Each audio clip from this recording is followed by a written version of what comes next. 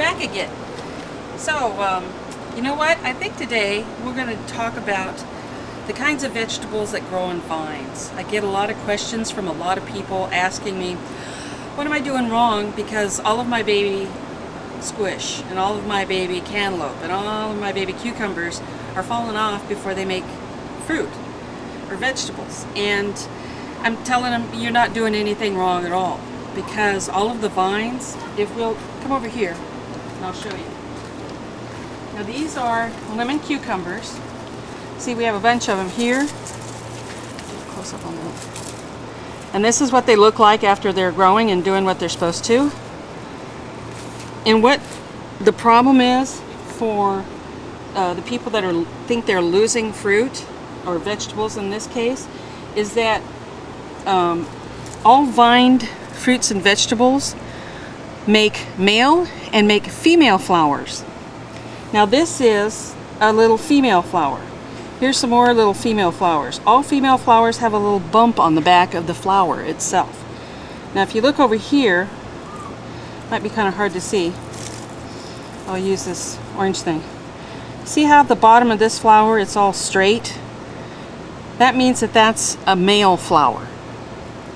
You have to have a bee or some other kind of bug go from this flower to this flower and back and forth to make a real fruit or vegetable occur. Now this is kind of big, but I think it's already been fertilized. But if you go up here, see, this is a baby, and that hopefully will turn into one of these big ones. And see, these are all going to make vegetables. These haven't been pollinated yet. Now another thing with the lemon cucumbers, you see this is just a pot, and this is like a tomato cage that everything's growing up and inside and supported by. And this is what I have to do because I don't have ground for things to lay on. And if you have a vegetable or a fruit that's bigger than this, you have to support it. Now we'll come over here. I have some cantaloupes in another pot. Now if you'll see here, you got to support the fruit as it's growing. Otherwise, the weight will pop it right off the vine.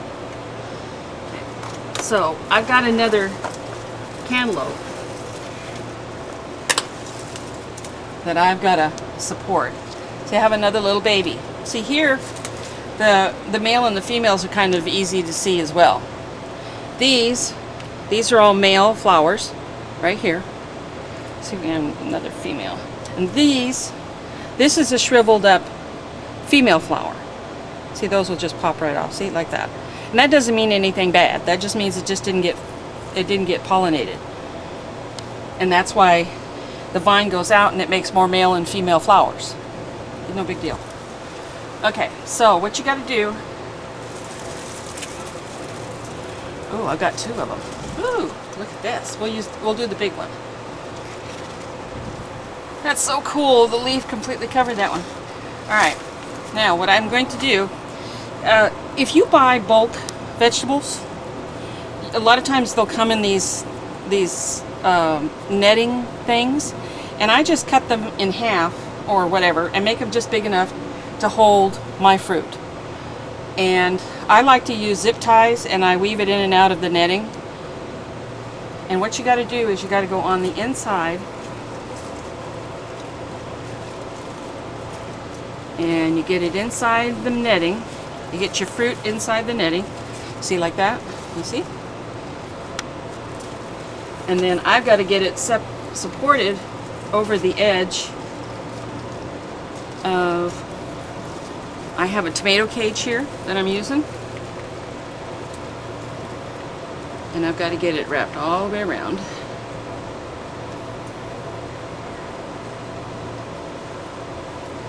And I just wrap it around like this.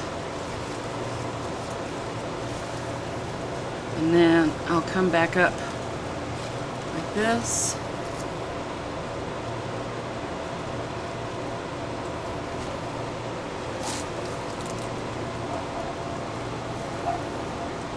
There you go.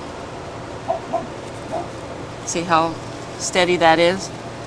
See how firm that is? You can't undo that one. And that will grow in this and be a nice little hammock like what's doing right here. And I'll have to get another one for this one. And if this one continues, which I probably shouldn't do, and I'll tell you why. This is connected to this same vine. Okay? I don't have a lot of sun back here. So if I want this one to continue to grow and be really healthy and have this vine dedicated to it, I probably shouldn't let this one stay on here. I should probably pluck it off. I'll see if it stays and gets to be about that size, and if it does, I'll pluck it off, because it'll take nourishment away from this one, and this one's all nice and happy and turning all gray on the outside and mottly. So I want this one to become a nice big heavy cantaloupe that I can harvest and eat and be real happy with. This is on another vine, so I don't have to worry about this. And I think both of these are on the same vine, so I'll probably get rid of this one because it's a smaller one. But that's all you have to do in order to support your cantaloupes. And you can do the same thing. You can do it with the knee-high pantyhose will work if you have a fairly new one. Any kind of netting like this works really well. If you're handy, you can crochet a little bag.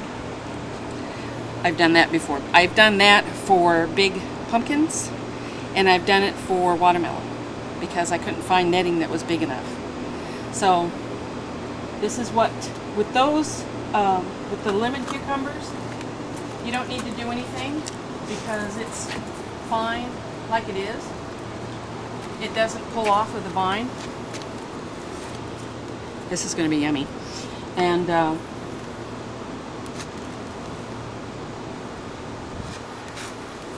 now this being taken off, that'll let this one get all the nourishment it wants, because this was sucking stuff away from it. In fact, I'll take this one away as well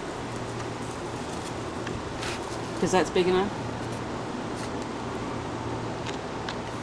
I like to get them, these are pretty good size. I like, because I don't like to have big seeds inside. I like to have just a lot of meat. And when they're smaller, they're sweeter. And when they get big like this, I've had them this big around, and they're mostly seed and they're kind of bitter. But this is a really good sweet size to use. Well, I don't know what else we can tell you about this sort of thing. This is what happens when you plant your zucchinis late and you don't give them enough sun. This is in the middle, let's see, where are we? We're in July. And this is all my zucchinis are doing because they don't get enough sun. I've got way too many big trees over me, and it hasn't been hot enough. These the zucchini, the cucumbers and the cantaloupe, they've been here probably a full month and a half longer than the zucchini has, and I need to find a much sunnier spot for this to go, because it's not setting any fruit on, and it's not making a big plant, so it's not terribly happy. Even though it could be filling up the cage, it's not. And these are all tomato plants. These are small tomatoes here, and they're setting on. And if it ever gets warm enough, they'll start ripening up again for me. This is another tomato plant. If you're going to use a pot this size, don't put more than one plant in there, because they need to have all of that pot for the root system and to have enough nourishment. And they're going to start setting on as well. I have only one tomato plant in each one of these pots. Here's some cherry tomatoes that are starting to, I harvested all of the others. These are the last ones that are just starting to turn. And these should start turning this weekend. It's going to be in the high 90s. So we should probably get, those will probably turn this weekend. But yeah, that's the way it goes. So if you have little tiny baby squash or cucumbers or anything else falling off your vines, don't worry about it. They just were not fertilized female flowers.